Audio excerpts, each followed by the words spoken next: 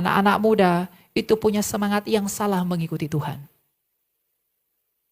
Lihat di sosial media, betapa anak-anak muda berseru-seru kepada Tuhan.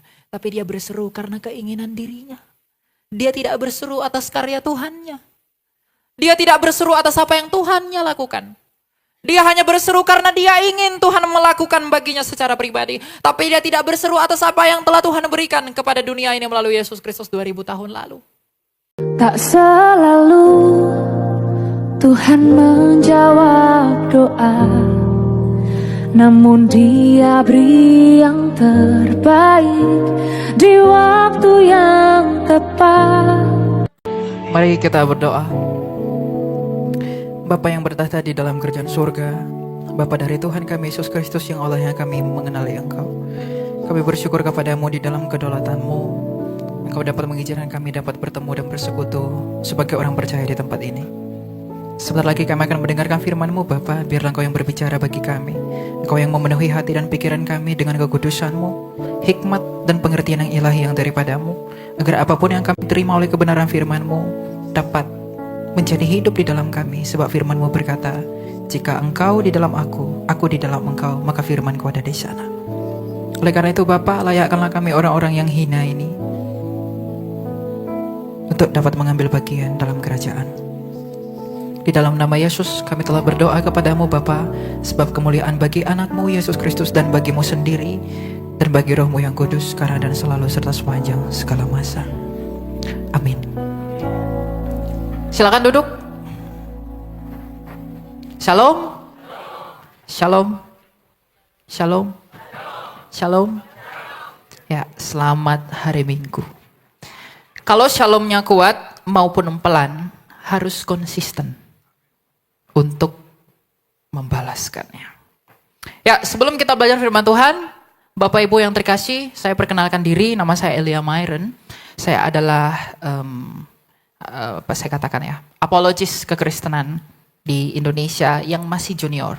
Ya, saya belajar banyak tentang iman Kristen, kemudian membagikannya melalui sosial media. Ya. Nah, hari ini kita akan belajar firman Tuhan dari perkataan Kristus sendiri di dalam Matius 23 ayatnya yang ke-12. Dikatakan demikian.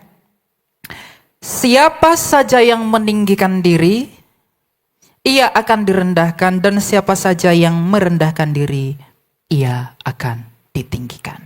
Sekali lagi, siapa saja yang meninggikan diri, ia akan direndahkan, dan siapa saja yang merendahkan diri akan ditinggikan. Bapak Ibu yang terkasih di dalam Kristus, sabda kita, sabda dari Tuhan kita Yesus Kristus mengatakan, barang siapa yang merendahkan dirinya, ia akan ditinggikan, tapi barang siapa yang meninggikan dirinya, ia akan direndahkan. Apakah kita mengerti mengapa Kristus mengatakan hal yang sama? Mengapa Kristus mengatakan hal yang demikian kepada orang-orang pada masa itu? Kalau kita melihat perikop sebelumnya dan ayat-ayat sebelumnya, bagaimana Kristus dicobai oleh orang-orang Farisi. Orang-orang yang pintar, orang-orang yang hebat, orang-orang yang bijaksana, orang-orang yang terpandang dalam keagamaan. Lalu setelah dicobai Farisi mengenai apa yang kau berikan kepada Kaisar, berikan kepada Kaisar. Dan apa yang menjadi milik Allah, beri kepada milik Allah. Kemudian ia juga dicobai oleh orang Saduki, yang adalah orang yang lebih elit daripada orang-orang Farisi. Tapi kemudian orang Farisi kembali mencobai dia tentang Daud. Orang-orang yang begitu hebat, orang-orang yang begitu pintar, yang duduk terdepan di dalam kemah dan bait suci, mereka mendatangi Kristus di dalam untuk mencobai Kristus, bermaksud untuk mengatakan sesuatu yang tidak benar mengenai Kristus, agar dengan cara itu mereka menunjukkan bahwa Kristus ini begitu hina. Yesus dari Nazaret ini tidak layak.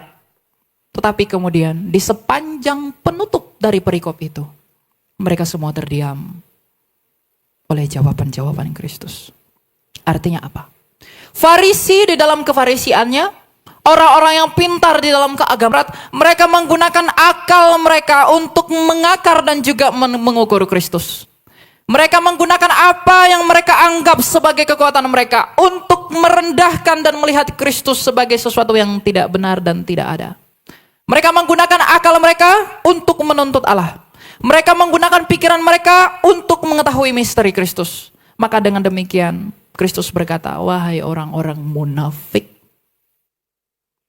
Kemudian orang Saduki di dalam pengertiannya yang konyol juga berkata kepada Kristus, apakah menurutmu kebangkitan itu? Lalu orang-orang berpikir bahwa ia tidak dapat menjawabnya. Tapi Kristus mengatakan, jangan sesat. Di hari kebangkitan tidak ada kawin dan mengawinkan. Dan mereka pun terdiam. Orang-orang Saduki yang berpikir kami duduk terdepan di bait Allah. Kami dilihat oleh banyak orang. Kami dipuja-puja oleh semua kelompok karena kami dari orang elit. Maka ketika kami mengajukan pertanyaan kepada Kristus dengan maksud mencobai dia, maka ia tidak mungkin bisa menjawabnya. Tetapi jawaban Kristus itu membuat mereka terdiam. Dan pada akhirnya orang Saduki pun dipermalukan. Pada saat yang sama, pada posisi yang sama, mereka menggunakan pikiran dan akal mereka untuk menyelidiki Allah.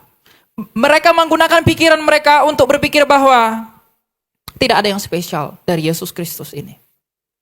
Kemudian dia dicobai lagi oleh orang Farisi tentang Daud.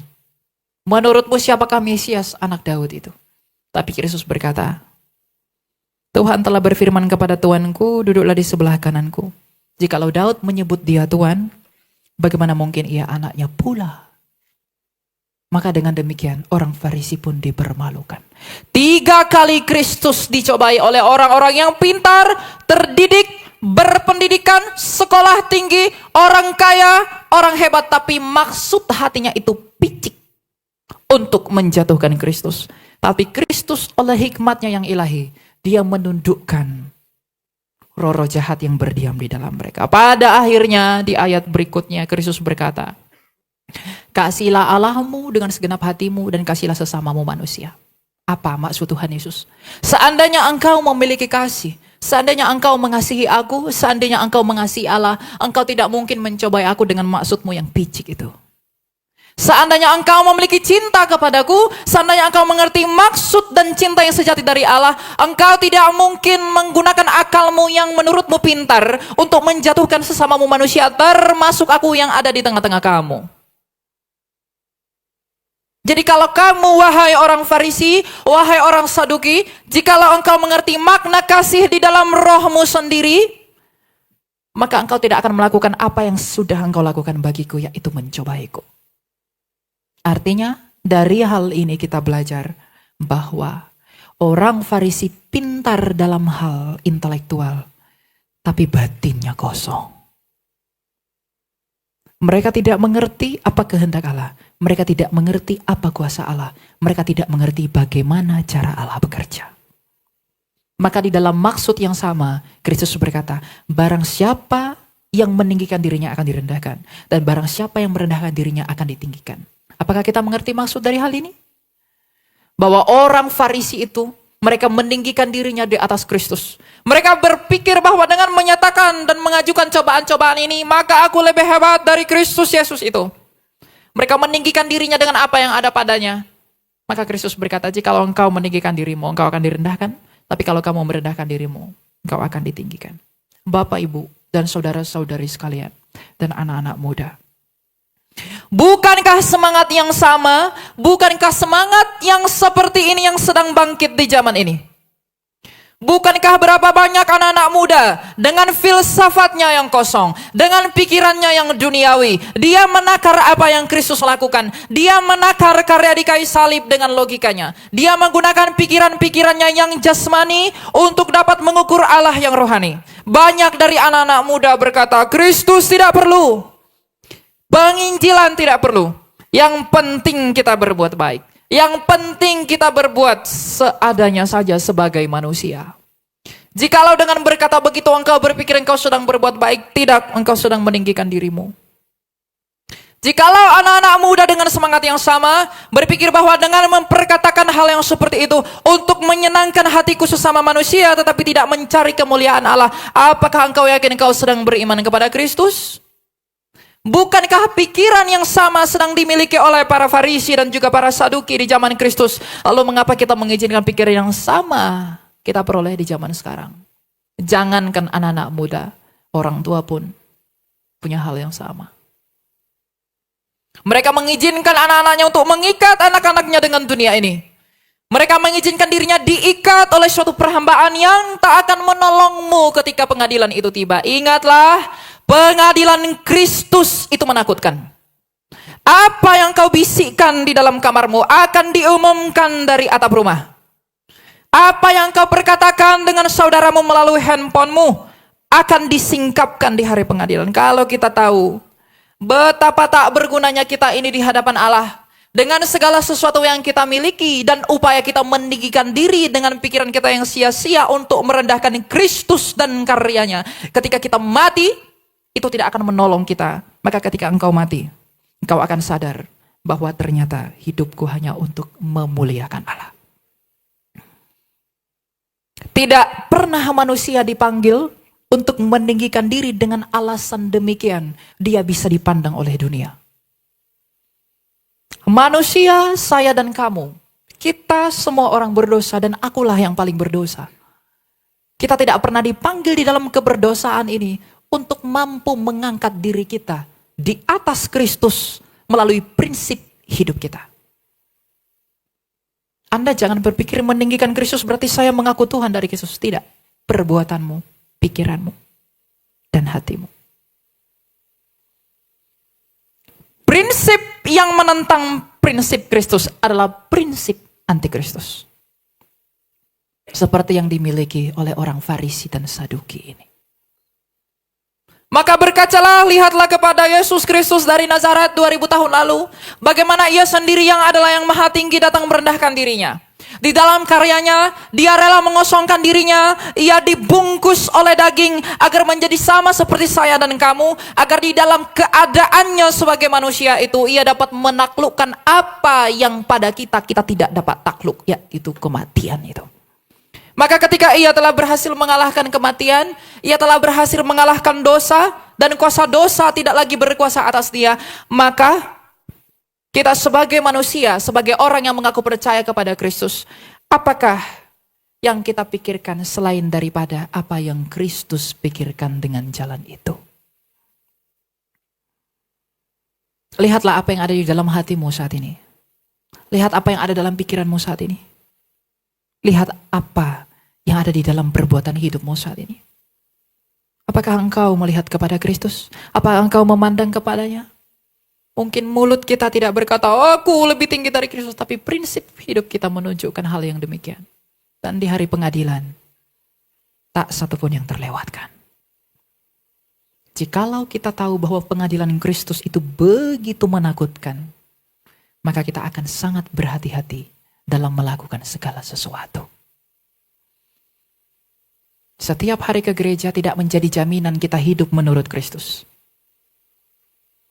Tetapi kerendahan hati dapat menjangkau hal yang sama. Oleh karena itu, jikalau kita mau disempurnakan di dalam kesempurnaan Mesias, anak Allah yang hidup, maka kita juga harus mengambil bagian di dalam bagian apa yang diambil oleh Kristus ketika ia berinkarnasi. Kita ingin menjadi orang yang hebat dipandang dunia. Kita ingin menjadi orang yang terdepan seperti para Saduki. Kita ingin menjadi orang yang ternama, orang yang terkenal, orang yang begitu hebat, orang yang begitu agung agar dipuja-puja manusia seperti orang Farisi. Lalu dengan maksud dan dalam keadaan yang sama, mereka merendahkan sesamanya manusia melalui kesombongan mereka. Dan itu tidak berkenan bagi Tuhan. Selidikilah dalam hatimu apa yang kamu lakukan sekarang. Apa yang sedang kita kerjakan sekarang. Apa yang kita pikirkan sekarang. Apakah itu selaras dengan apa yang Kristus lakukan dan yang Kristus ajarkan. Kalau itu tidak selaras, tidak mungkin engkau sedang merendahkan dirimu terhadap Kristus. Tidak mungkin saya sedang merendahkan diri kepada Kristus. Kalau saya melayani engkau karena uang. Kalau saya melayani engkau karena popularitas. Kalau saya melayanimu dengan maksud yang aneh-aneh. Berarti saya tidak sedang merendahkan diri, saya meninggikan diri di atas Kristus. Oleh karena itu, semua hamba Tuhan dan pelayan Tuhan yang pernah melayani Tuhan, tidak ada tempat bagimu untuk merasa lebih baik daripada jemaat yang kamu layani. Mengapa? Karena jemaat yang kau layani adalah tubuh Kristus. Maka ketika engkau merasa lebih suci daripada jemaatmu, berarti engkau meninggikan diri atas Kristus. Jangan tepuk dada ketika engkau sudah melayani Allah. Banyak yang melayani, banyak juga yang tertolak. Mengapa tertolak? Meninggikan diri. Bukankah Farisi melayani di sinagoga? Bukankah Saduki melayani di bait Allah? Bukankah mereka punya pengetahuan yang begitu hebat dan luar biasa? Tapi batinnya buta. Buktinya apa? Rasul Saulus, Rabi Saul, batinnya buta sebelum dia merendahkan dirinya ketika Tuhan menghajar dia. Jadi panggilan dari ayat ini adalah, apakah kita sudah merendahkan diri kita di hadapan Allah? Wahai anak muda, wahai orang tua, wahai pelayan Tuhan. Kita boleh menyanyi, kita boleh bersenandung, kita boleh berseru. Tapi apa engkau sudah merendahkan dirimu dengan mengakui dosamu di hadapan Allah dan juga hidup menurut apa yang Ia mau? Kristus yang sama berkata, jikalau engkau mengasihi aku, engkau pasti melakukan perintahku. Jikalau engkau mencintai aku, engkau pasti melakukan apa yang aku suruhkan kepadamu. Apakah di dalam hidup kita sudah melakukan hal yang sama? Ada saudara kita yang membutuhkan tenaga kita. Ada yang membutuhkan waktu kita, membutuhkan penghiburan dari kita. Tapi kita membiarkan mereka terluka begitu saja. Di manakah Kristus yang ada di dalam hatimu itu? Sedangkan mulutmu mengaku bahwa Dia adalah Tuhan dan Rajamu. Semangat orang Farisi dan semangat orang Saduki yang merendahkan karya Kristus melalui pengetahuan dan akal mereka. Itulah yang harus tidak boleh ada di dalam hati setiap orang percaya. Karena tidak ada kemuliaan yang dinyatakan dari hal itu. Jikalau kita tahu seberapa cepat orang-orang melupakan hidup kita ketika kita sudah mati. Kalau kita tahu dan sadar bahwa ternyata tidak ada gunanya apa yang saya pegang dan saya kejar hari ini. Mati-matian dan mengorbankan kebenaran Kristus ketika kita sudah mati. Maka kita tidak melakukan hal apapun selain daripada menyenangkan hati Allah selama hidup ini. Inilah yang harus diwaspadai semua orang. Meninggikan diri. Anak-anak muda, kuliah di kampus ternama, di kampus terdepan, kampus terhebat. Orang tuanya orang kaya, orang tuanya hebat, lalu dia tepuk dada. Saya hebat. Saya besar. Dan engkau bukan apa-apa dibandingkan dengan saya. Apakah engkau mengikut Kristus? Saya katakan sekali lagi, pengadilan itu menakutkan. Tidak akan ada yang sanggup berdiri dengan tegak di hadapan pengadilan Kristus. Semuanya akan disingkapkan. Saya yang berdiri di depan kamu pun semua, apa yang ada di dalam hati saya, apa yang saya sembunyikan, apa yang saya pendam dalam hati saya akan disingkapkan oleh Kristus di hari pengadilan. Maka saudara-saudara yang terkasih, kita harus setiap hari di hadapan Tuhan selalu memohon belas kasih-Nya. Meminta agar Dia bermurah hati kepada kita. Meminta Ia agar Ia memampukan kita melakukan apa yang Ia suka. Meminta Ia agar memampukan kita melakukan apa yang Dia kehendaki. Engkau selalu meminta kepada Tuhan. Tuhan berikan saya ini, Tuhan berikan saya ini, Tuhan berikan saya itu. Agar saya begini, agar saya begitu. Tidak begitu cara bertuhan. Rasa syukurmu bukan karena apa yang Tuhan sedang berikan kepadamu saat ini. Tapi rasa syukurmu atas apa yang telah terjadi 2000 tahun yang lalu. Kalau kita mengerti bagaimana salib Kristus di dalam jalan penderitaannya itu, lalu di balik semua penderitaannya itu seluruh dunia yaitu keturunan Abraham beroleh keselamatan. Lalu kita berharap kita mendapat berkat Abraham, yaitu keselamatan di dalam Kristus, tapi kita tidak mau menjalani apa yang dijalani oleh Kristus. Yakinkah engkau pengikut Rajamu itu? Engkau ingin mendapatkan kebahagiaan, engkau ingin mendapatkan buah begitu rupa-rupa yang begitu luar biasa. Tapi engkau tidak mau menjalani hidup sebagaimana Kristus hidup. Apa yang sedang kamu pikirkan? Apa yang ada dalam hatimu? Apa yang ada dalam pikiranmu? Apa yang ada padamu? Itu akan dipertanggungjawabkan dan dituntut oleh Rajamu. Saya tidak menakut-nakuti Anda. Karena apa? Keadilan Allah di dalam firman-Nya yang hidup ini menuntut kita untuk tunduk di bawah kuasa-Nya. Jadi mari kita mencari Tuhan menurut apa yang Dia kehendaki. Carilah Tuhan selagi Ia berkenan dicari. Jangan ketika kita sudah mati, kita seperti orang kaya itu. Yang dia berseru kepada Abraham.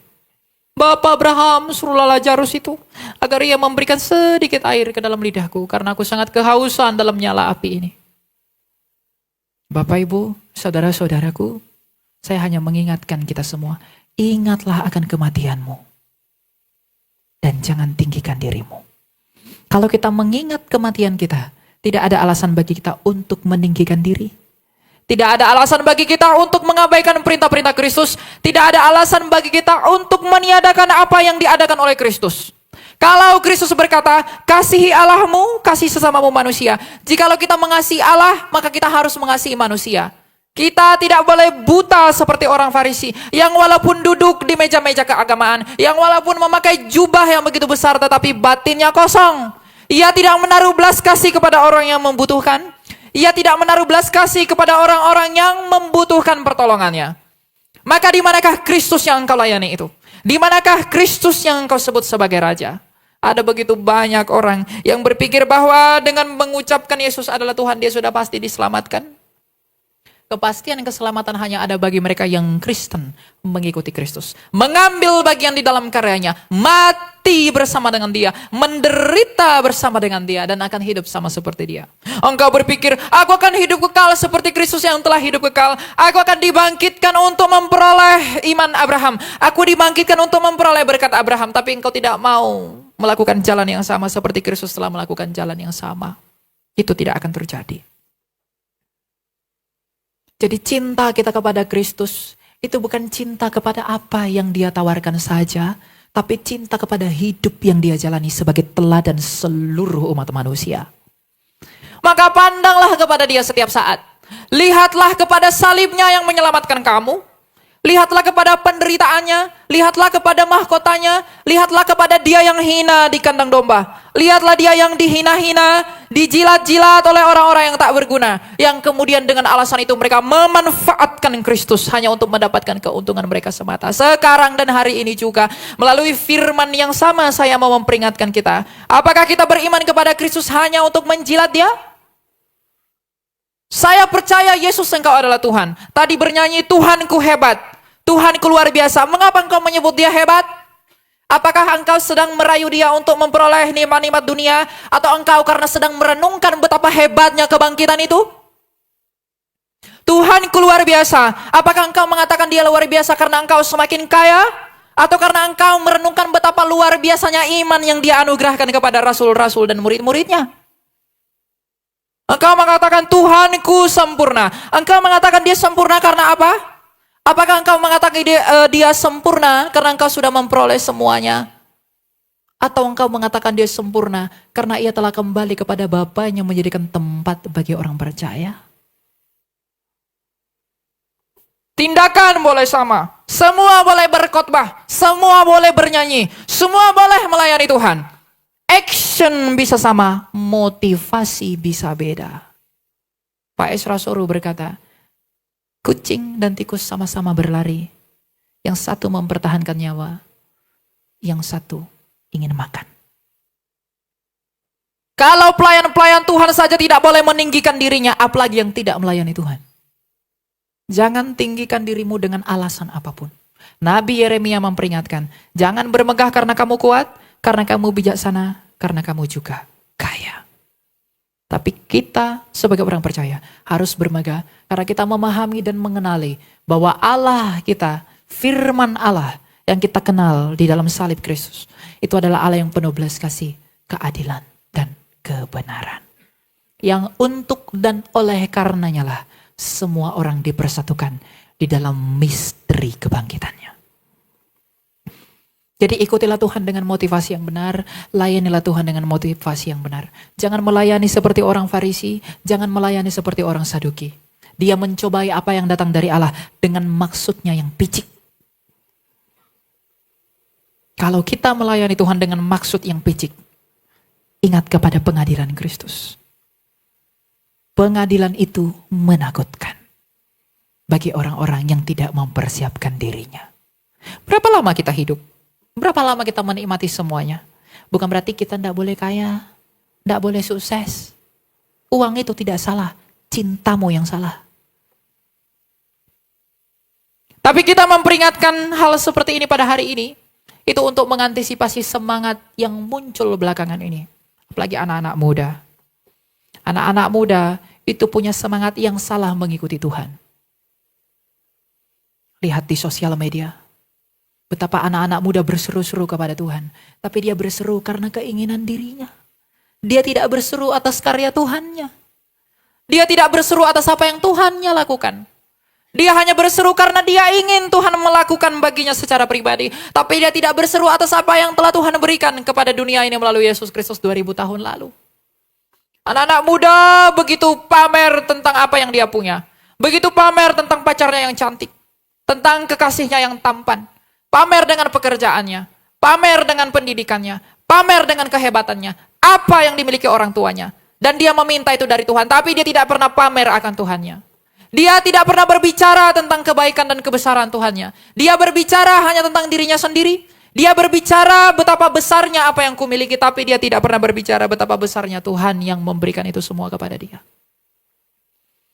Semangat dan filsafat yang seperti inilah yang tidak boleh ada di semangat orang muda Kristen hari-hari ini. Karena ini menyalahi semuanya. Kalau kita tidak mengerti bahwa Kristus itu telah merendahkan dirinya, Dia yang maha tinggi di dalam penderitaannya, maka kita pun tidak dapat mengerti arti kerendahan hati Kristus. Tanpa merendahkan diri engkau tidak mungkin mengenali Allah. Sekali lagi, tanpa merendahkan dirimu, engkau tidak akan pernah mengenali Allah. Saya pun begitu. Kalau saya tak merendahkan diri, saya tidak mungkin tahu bagaimana hidup bersama Tuhan. Bahwa hidup bersama Tuhan ternyata bukan tentang yang enak-enak saja. Tapi hidup bersama Tuhan adalah tentang apa? Ada sesuatu kemuliaan yang akan dinyatakan di balik pemurnian iman di dunia ini. Maka semua orang percaya harus punya mindset yang benar. Mindset kekristenan yang benar itu harus dimiliki setiap orang.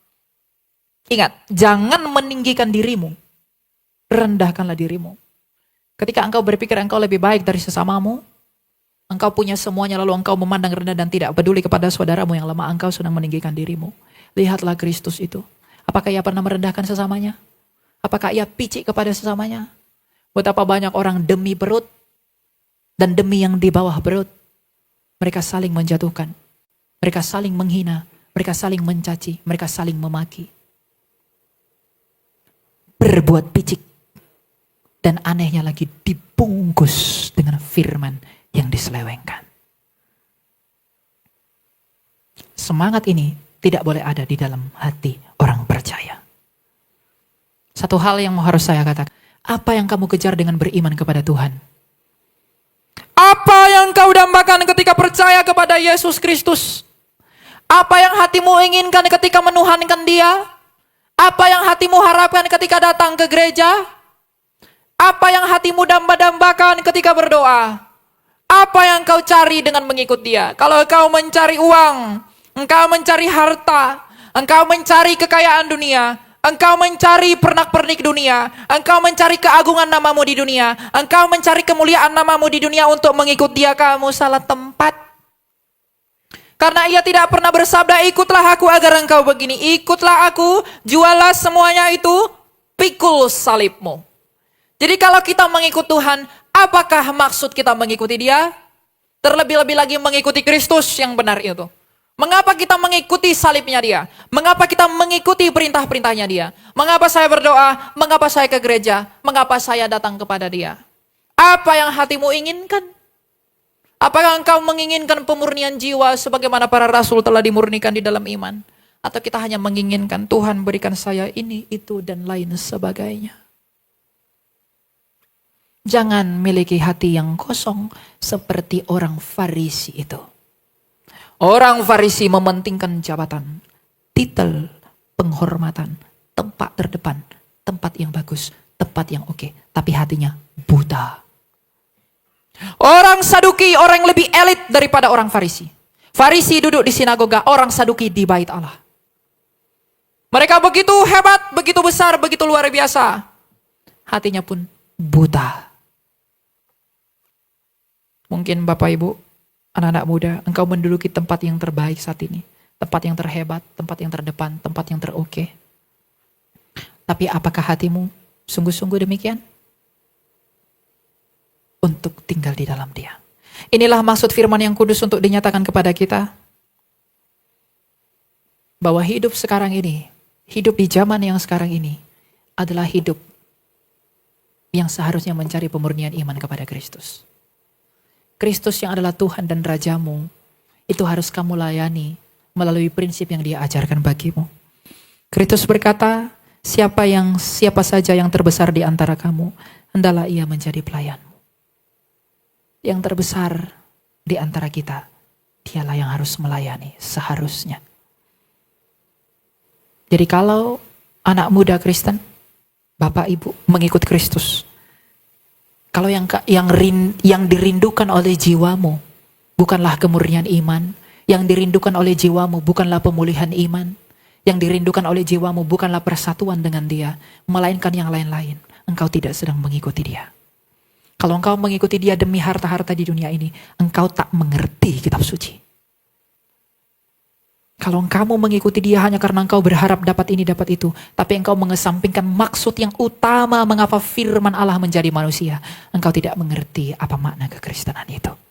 Oleh karena itu, kuduskanlah Kristus dalam hatimu, pujilah Dia, sembahlah Dia dengan tidak meninggikan dirimu. Tapi rendahkanlah dirimu melalui prinsip hidupmu, apa yang kamu minta dalam doamu, apa yang ada dalam hatimu, apa yang ada dalam pikiranmu. Karena apa? Saya dan kamu, satu persatu, akan berhadapan dengan pengadilannya yang menakutkan itu. Oleh karena itu, mulai sekarang reformasilah hati untuk menjadi baru, semakin baru, semakin baru, dan semakin baru. Kerajaan Allah carilah dahulu, maka semua ditambahkan kepadamu. Kerajaan Allah bukan kerajaan dunia. Itu berbeda. Oleh karena itu, pikirkanlah hal-hal yang bukan yang di bawah. Saya berdoa, semoga Tuhan memampukan kita untuk melakukan apa yang Ia sukai, agar kita tidak ditolak dalam kerajaan-Nya. Kita berdoa. Tak selalu Tuhan menjawab doa, namun Dia beri yang terbaik di waktu yang tepat.